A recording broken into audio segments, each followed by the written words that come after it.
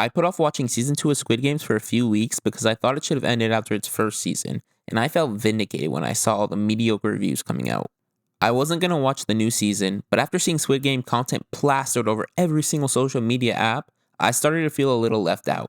It felt like everyone else was posting pictures and stories of them on vacation, and I was sitting at home. For the way people talked about this new season, I thought it was going to be a lazy cash grab of the popularity that was season 1, and boy, was I wrong. Before I get into this video, I just want to say, spoiler alert for the season if you haven't seen it. Let's start off by talking about the negatives of this season, because it feels like that's the only aspect of the show being discussed. A major problem people had with this show was just how much they focused on the voting aspect of it, and I have to agree with people. For a season that only has 7 episodes, it felt like we spent 5 watching the characters taking their sweet time voting. Characters would be like, oh, I'm definitely going to press the X, but as soon as they get up to the button, it's like they're trying to find a movie on Netflix to watch. The tension those scenes had was really great, but they totally killed the pacing with how much time they took. Speaking of getting too much screen time, people really did not like seeing Thanos get as much as he did, and I gotta say, I totally disagree. I honestly loved him. His character was selfish, aggressive, psychotic, and manipulative, but worst of all, he was cringe. Found her hidden in the weeds, you're my beauty flower. Red, orange, yellow, green, I'm a legend, Thanos. With how dark and serious the tone of the show was, especially compared to the first season, it was nice to have those funny moments of him. I love that scene in Red Light, Green Light where everyone is freaked out and worried for their lives, but he's just jumping for joy high off his ass. That's probably my favorite scene from this season. I loved all his weird sayings and wacky mannerisms. He really brought a lot of pizzazz to the role. I'm sad they killed his character off so early, but honestly, it allowed for Min Soon to be set up as the villain of all the contestants, so I kinda get why they had to do it. It feels like the best way to describe this season is as a setup for season 3, which was another one of the major complaints people had, and I have to agree. The season was full of so many storylines that felt really out of place because of how little growth and resolution they had. My biggest gripe has to be with the shooter girl and her wasted potential. Her story felt like it had no purpose. She could have been used to show us how the games work and how things are run behind scenes, but we really don't get anything valuable from her storyline. It felt like her seeing the father of the girl who came to her work would mean something, and I'm sure it will eventually, but after he was killed, I'm not really sure what the point was, and it's not the only plotline that felt that way. Okay, so I was editing this video, and I wanted to put the scene of him actually dying into the video, and when I looked at it, I didn't remember that, like, they kind of showed his death off screen. Like, you see him get shot, but you don't see him actually dying. So I think he's gonna survive until next season, and I think her arc will be her saving the dad. The B plot of the season was Jun-ho, the detective guy, trying to find the island with the mercenary men and the boat captain. It felt like there was no progression in the story, and every time they switched over from the games to their story, I found myself annoyed. It was always like, oh, this could be the island. Oh, never mind, it's not, and repeat. The only thing that we learned from their story was that the captain was actually working for the front man, but everything else just felt like filler. I know all these stories are going to be important in season 3, but it really slows the show down and makes it feel like it's dragging. And it's not like season 1 didn't spend time setting things up, but by the time it ended, it felt like we watched a complete story. I guess that's the problem I have with a lot of new media and TV. I don't want to watch something so I can understand something that comes down the line. One of my biggest problems with this season was how familiar it felt.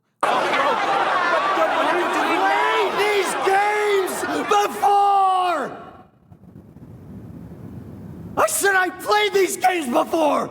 Like, I already watched this show before. At the start, it really seemed like Gi-hun had evolved. He wasn't just some traumatized survivor. He had transformed into a confident leader, fueled by his pain and driven by revenge. He had a plan, a team, and even the weapons to fight back. It felt like he was ready to take the games down from the outside.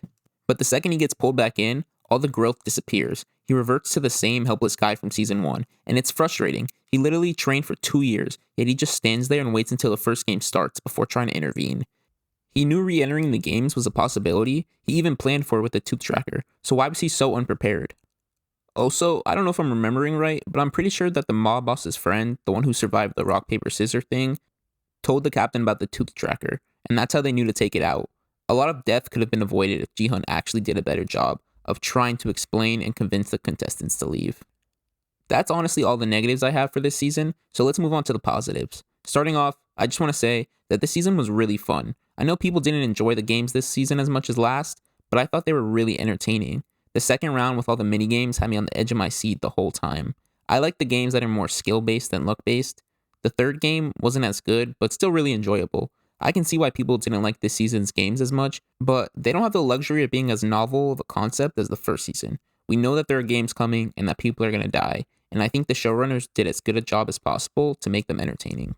While the games might have been worse this season, I think the character dynamics have been just as good, if not better.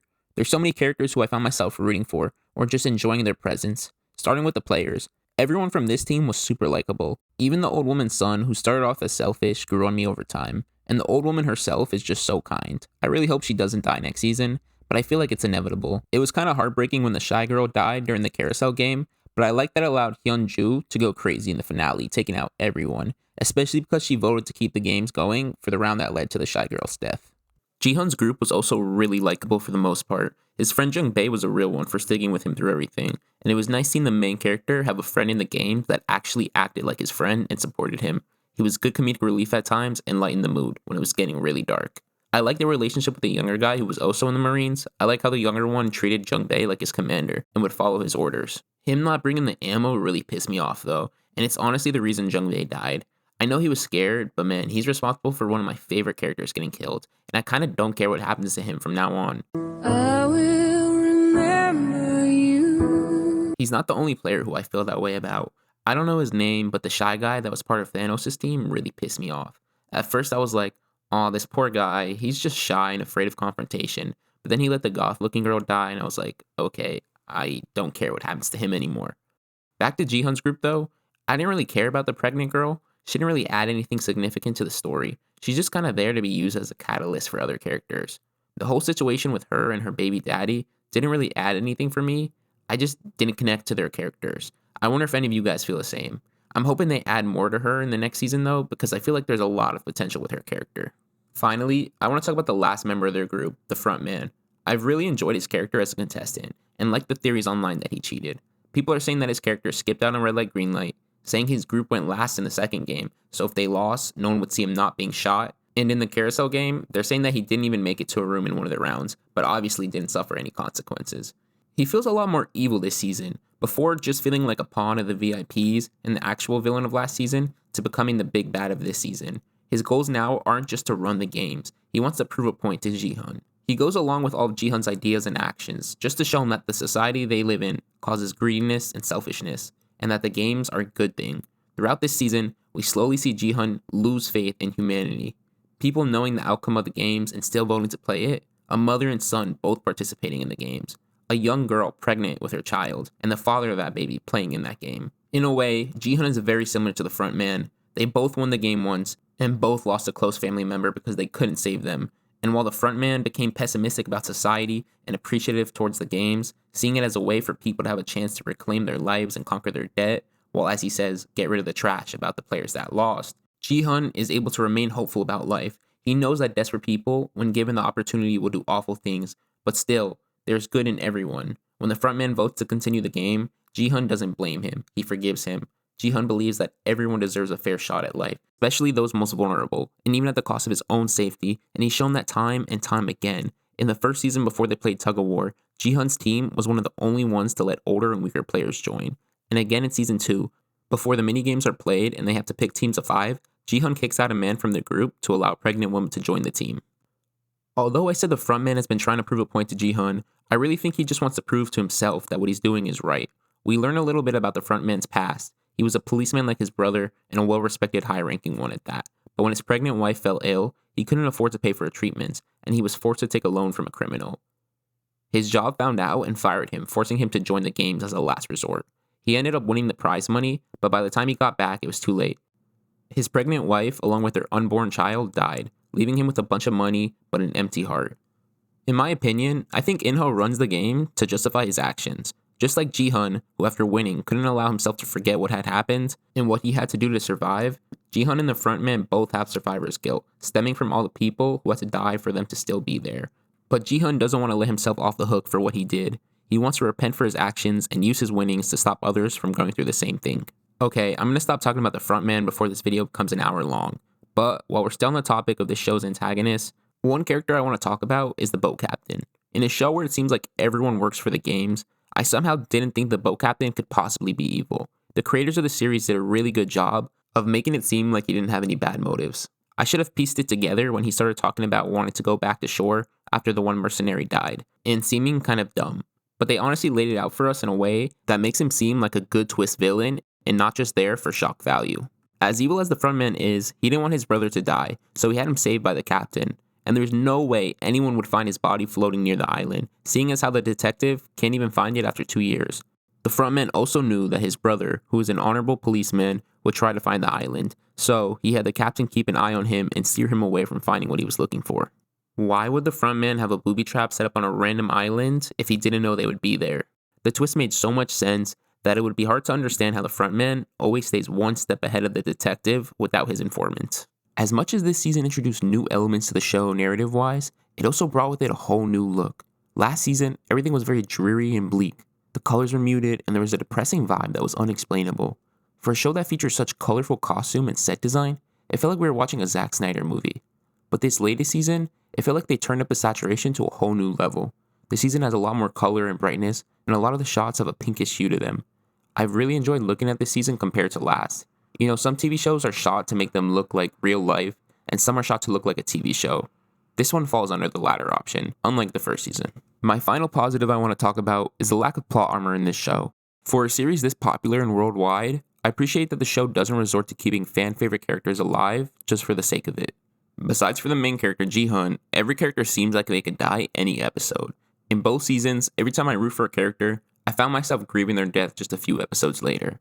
When I used to watch The Walking Dead, it had the same trait, where no one was safe, but they eventually reverted to a show full of characters who were too big to die. I hope that this show doesn't reach that point, but right now, I'm enjoying always being on the edge of my seat. I know that at any moment, any character I've spent time getting to know and root for might not be there by the end of the episode. Before I give this season my final rating, I want to talk about one last thing. I always wondered why the show took time to focus on the organ harvesting storyline so much, but the more I did research for this video, the more I was able to put together a theory. In season 1, we find out about the organ harvesting, and it seems like the frontman is unaware of what's happening. When he finds out about what's going on, he kills the guards responsible. But the frontman didn't kill them for harvesting the organs, but for giving the players hints and making the game unfair. This season, we find out that the operation is still going on and has become even more sophisticated, bringing in an actual surgeon to do the procedures. The thing about harvesting organs is that they have to be used as soon as possible, because they don't last long outside the body. The games take place on a remote island far away from mainland Korea, so having them transported quickly is a top priority.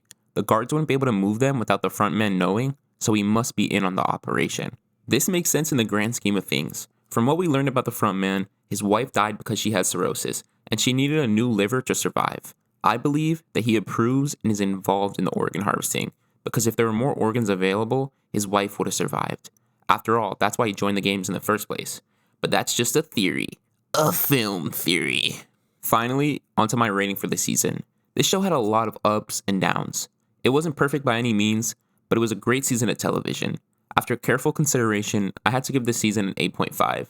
Super great, but room for improvement. Let me know in the comments if you think that's a fair rating, and what do you think of my theory? If you enjoyed this video, please like and subscribe, and see you next time.